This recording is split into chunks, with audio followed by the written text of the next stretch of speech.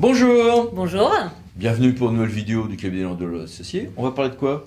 on va parler aujourd'hui de l'expulsion du domaine public. Ah ben on y va. Alors, il convient tout d'abord de rappeler la définition du domaine public. Il est constitué des biens appartenant à une personne publique qui sont soit affectés à l'usage direct du public, soit à un service public. Dans ce dernier cas, les biens devront avoir fait l'objet d'un aménagement indispensable à l'exécution de missions de ce service public. C'est l'article L2111-1 du Code général de la propriété des personnes publiques. Tout ce qui n'entre pas dans le domaine public appartiendra au domaine privé, qui est défini aussi en creux par rapport au domaine public.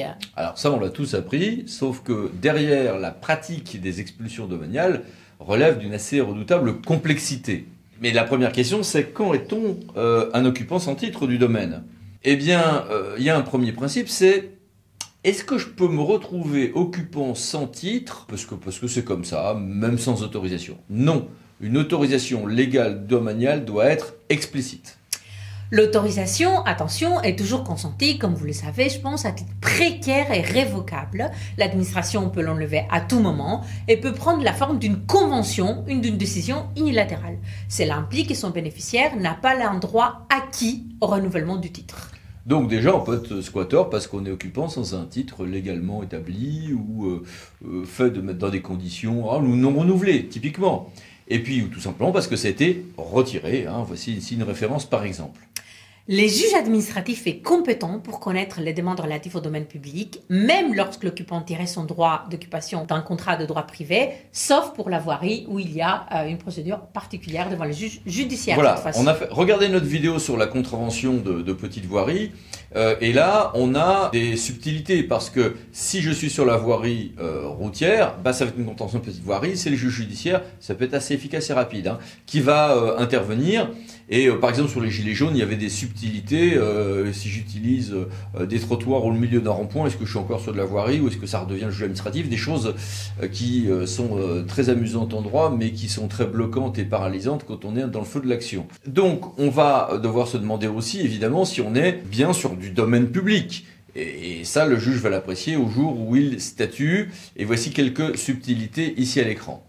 Alors, l'administration ne peut pas agir contre un occupant du domaine public sans une décision obtenue du juge.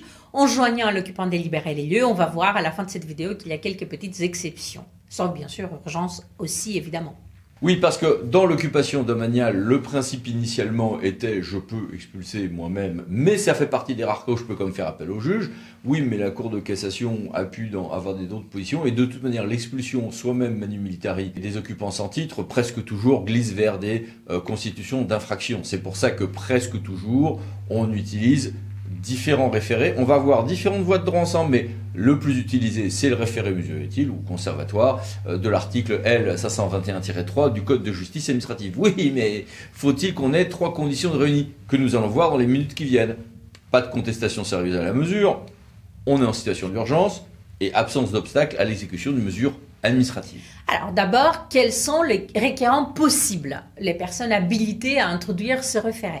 Alors, le gestionnaire ou l'autorité compétente de la dépendance du domaine public sont les seuls à pouvoir saisir les juges pour solliciter l'expulsion de l'occupant sans titre. Ce qui, par exemple, pour un bien communal mis à disposition d'une interco, peut conduire à dire moi je suis propriétaire ou l'interco peut agir, mais il y a des cas beaucoup plus subtils de sous-convention d'occupation domaniale ou autre, où on peut avoir des difficultés. Nous, on a dans nos cabinets assez souvent des difficultés sur ce point précis. Lorsque l'État aussi, vous voyez, donne à occupation un domaine, à une commune ou à une autre collectivité, il faut se demander quelle est l'autorité, pas seulement propriétaire, mais qui est la gestionnaire de ce domaine. Voilà.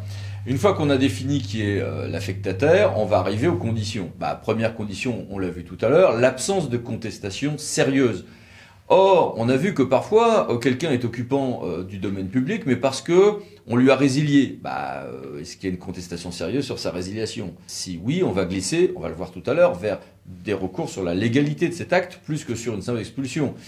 Sur des cas où en revanche, il n'y a pas de vrai débat sur l'égalité, très bien, on pourra faire un référé mesure utile. Donc là, on a une frontière qui est également assez subtile. On vous a mis ici quelques jurisprudences. Donc le juge va vérifier qu'il y a un bien fondé des moyens ou non soulevés contre la décision de refus, de résiliation ou de retrait d'autorisation.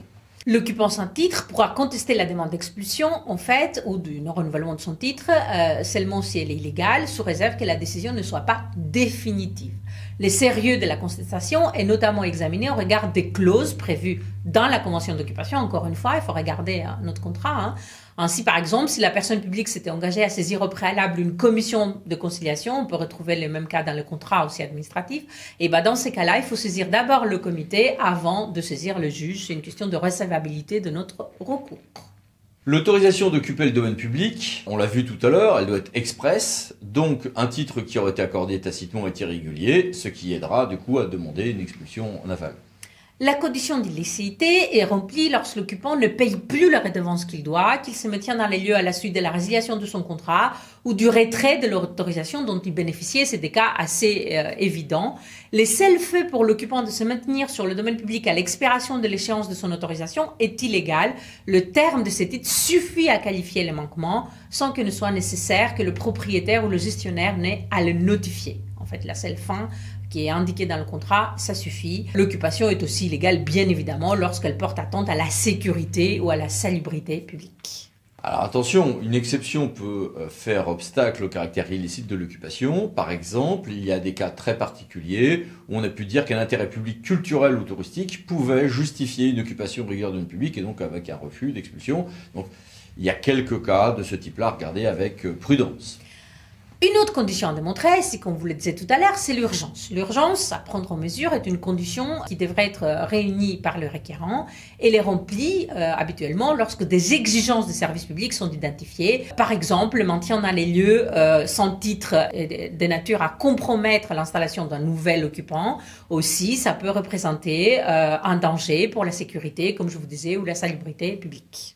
Donc c'est là où vous avez une immense différence entre un bien classé dans le domaine public mais qui en réalité n'est plus affecté et ne sert plus à grand chose, et là pour peu que ce soit un squat d'habitation, bon courage. Si en revanche vous avez une réelle affectation au service public ou un usage réel par le public ou des paramètres de sécurité, évidemment votre dossier sera infiniment meilleur vis-à-vis du juge.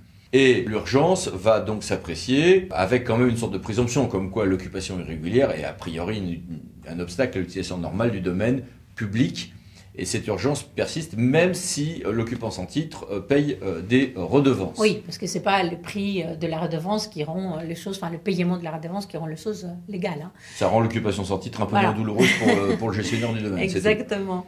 Les juges devraient analyser les raisons de droit et de fait pour lesquelles il estime que la condition d'urgence est réunie et l'indiquer bien sûr dans son ordonnance. Il devra le faire même lorsque l'occupant n'a pas soulevé de moyens concernant cette urgence. Le juge recherche si la demande présente un caractère d'urgence à la date évidemment à laquelle il statue. Alors, pour ce qui est de l'absence d'obstacle maintenant, troisième condition à l'exécution d'une décision administrative, il faut avoir en tête que le référé mesure utile reste un référé subsidiaire. Donc, ok, super, sous réserve que je ne sois pas en train de demander au juge de la mesure utile de devenir un juge de la légalité, sauf des cas de péril grave. Lorsque le juge administratif fait droit au requérant, il enjoint à l'occupant de libérer les lieux sans délai avec une date d'effet qui est soit fixée par les juges, soit par défaut prend effet à compter de la notification à la personne concernée de la décision du juge. Et le juge peut également enjoindre à l'occupant de lever tous les biens sur le domaine qu'il occupe dans un délai qui détermine. Alors, évidemment, une alternative à tout ceci peut être, dans ces cas-là, un référé suspension. C'est-à-dire que si la collectivité va avoir au contraire à contester une décision administrative, ça peut être l'occupation sans titre, peut être faite par une autre administration, je peux attaquer cette décision avec un référé suspension. Mais là, je reviens sur les conditions classiques du référé suspension, urgence et doute sérieux sur la légalité de la décision administrative. On est sur une toute autre hypothèse. Afin de faire appliquer l'ordonnance qui va être prise en fonction de ces référés, il est possible de demander à l'État le concours de la force publique. Il n'est pas nécessaire pour cela que cela soit autorisé par les juges, la demande pouvant être directement adressée au préfet. Et puis, la personne publique peut toujours dire « t'as occupé mon domaine, moi je vais avoir le droit au versement d'une indemnité pour l'usage qui en fut fait ». Évidemment, selon que ça a été productif de profit ou pas, les choses seront évidemment peut-être très différentes. Et il faut chercher le montant qui aurait été appliqué si la situation avait été régulière en prenant en compte les avantages de toute nature procurés par l'occupation du domaine public. Là, vous avez des jurisprudences extrêmement complexes et subtiles qui ont pu s'appliquer à des tas de situations. Des médecins occupant sans titre pour des consultations privées à l'hôpital, évidemment, c'est pas du tout la même situation qu'un manège forain ou un restaurant sur un parc qui sera maintenu au-delà de son contrat. Donc là, on a des situations extrêmement variées, bien sûr. Parfois même des continuations d'exploitation au-delà du contrat en fin de DSP dans des cas tout à fait particuliers, notamment quand il y a contestation sur une résiliation anticipée ou ce genre de choses. En raison de sa qualité d'autorité de police générale, le maire aussi pourra agir sans l'intervention du juge en cas d'extrême urgence et des troubles particulièrement graves à l'ordre public. Il pourra par exemple ordonner l'évacuation d'un campement dangereux si aucune autre option n'est possible et que la mesure est strictement nécessaire et proportionnée. Ce qui est classique en pouvoir de police, mais ça veut dire que aussi on peut se retrouver dans certains cas à avoir des problématiques d'intercommunalisation ou non de ce pouvoir de police, pour lequel je vous renvoie à l'article 52.11-9-2 du CGCT, et il faut regarder ce qui a été transféré ou pas, et parfois on peut se retrouver par exemple avec un bien à gestion intercommunalisée, mais même pour un bien qui ne relève pas du domaine public communal, du coup le besoin de faire appel à un arrêté de police du maire, ce qui peut entraîner quelques complexités opérationnelles, parfois en grande urgence. Et puis il y a un autre pouvoir qui est à connaître, c'est le cas particulier des gens du voyage. La question s'est d'ailleurs posée. Maintenant que depuis une loi de 2000, j'ai un régime particulier d'évacuation forcée des résidences mobiles des gens du voyage, est-ce que du coup, je peux faire un référé mesure utile quand même, ou est-ce que seule cette nouvelle procédure est applicable? Ah non, on peut faire les deux, tout va bien, et donc il est utile, même si c'est en urgence, d'aller voir son juriste avocat préféré pour regarder quelle est la bonne procédure au cas par cas. Le maire, le propriétaire ou les titulaires du droit d'usage du terrain occupé peuvent demander au préfet de mettre en demeure les occupants de quitter les lieux. Pour cela, il faut démontrer que le stationnement est en violation de l'arrêté municipal d'interdiction justement de stationnement et que le stationnement porte atteinte à la salubrité, la sécurité ou la tranquillité publique. Les occupants sont mis en demeure de quitter les lieux dans un délai déterminé au-dessus de 24 heures. Au-dessus de 24 heures. Et c'est notifié aux occupants, publié sous forme d'affiche en mairie, etc. Avec notification aux propriétaires, aux titulaires du droit d'usage du terrain. La mise en demeure vérifie au préalable que les personnes visées en qualité de gens du voyage, qui résident dans une résidence mobile et qui s'inscrivent dans un mode de vie à la fois habituel et traditionnel et qu'elles peuvent circuler. Sauf que, comme il y a des nouvelles populations de gens du voyage, on n'est pas sur une frontière si simple que cela en réalité. Qu'est-ce qui se passe si la mise en demeure n'a pas été suivie des faits dans les délais qui a été fixé, comme Eric vous l'a dit, qui doit être au minimum 24 heures, et qu'aucun recours ne l'a contesté? Le préfet peut procéder à l'évacuation forcée des résidences mobiles. Le propriétaire ou les titulaires du terrain en question peuvent s'y opposer dans les délais fixés pour l'exécution de la mise en demeure. S'il s'y oppose, le préfet peut demander de prendre toutes les mesures nécessaires pour faire cesser cette attente à la salubrité, la sécurité et la tranquillité publique. Comme je vous le disais, il peut même aussi y avoir une amende. Et si le stationnement porte atteinte à l'ordre public et que l'évacuation forcée est impossible, le maire, le propriétaire ou encore le titulaire des droits réels sur le terrain peuvent demander au préfet la mise en demeure, d'adopter la mise en demeure des gens du voyage de quitter les lieux. Mais attention, parce que même quand j'ai une décision de justice, judiciaire ou administrative, ou une décision du préfet, je peux très bien avoir derrière un refus de concours de la force publique. Les policiers, les gendarmes peuvent très bien ne pas exécuter si ils estiment que les atteintes à l'ordre public sont plus grandes que l'intérêt qui s'attache à l'exécution de ces décisions, même de justice.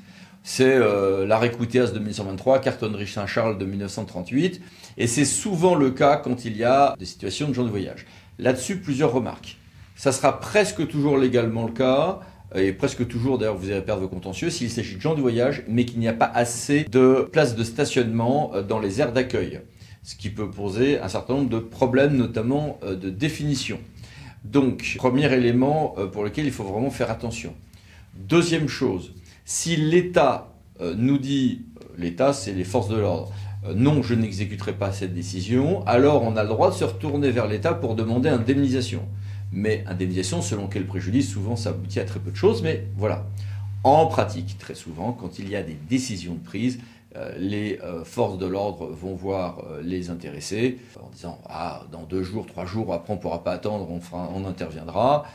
Et comme ça, les gens décampent la veille. C'est assez classique. Je ne sais pas si c'est bien ou c'est pas bien, mais il faut savoir que c'est assez classique. Et ce faisant, du coup, on n'a pas eu de refus d'exécuter une décision même de justice. On a eu juste une exécution un tout petit peu lente qui fait que l'État n'a en réalité ni bras de fer à conduire, ni indemnisation à donner. Il faut savoir qu'il y a ça aussi en pratique. Autre élément, très souvent on est saisi par des communes qui ont des difficultés, notamment sur des populations du monde des gens de voyage, qui stationnent sur des terrains privés. La seule chose que peut faire la commune, c'est d'aider les personnes privées à mettre en œuvre ces différentes procédures, notamment celles propres aux gens du voyage, parce que là, le référé aux mesures utiles ne s'appliquera pas de la même manière, c'est parce qu'on n'est plus sur le domaine public, ou des procédures devant le juge judiciaire. Donc là aussi, attention, il y a des limites, sauf, on l'a vu, pouvoir du maire, sauf urgence, etc. Voilà, mais sur tout ça, notamment sur les questions de refus de concours à la force publique, on fera peut-être une autre vidéo un jour. Oui. À bientôt donc. À bientôt. Merci. Pensez à vous abonner. Au revoir. Au revoir.